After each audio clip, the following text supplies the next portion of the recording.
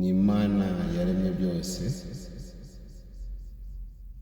bivuze yuko niwe nyiri byose, natwe ntituri abacu ngo twigenge.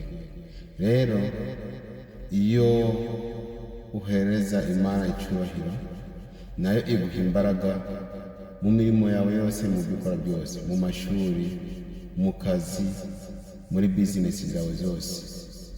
Imana iguhereza umugisha kandi ikaguha imbaraga kandi ikakunganira. Naho igihe utareba Imana ko ari we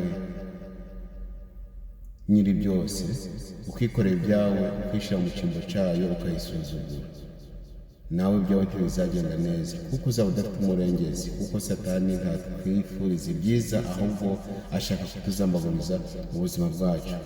Ni byiza ko mu buzima busanzwe buri muntu wese yamenya ko Imana ari Imana nyambere.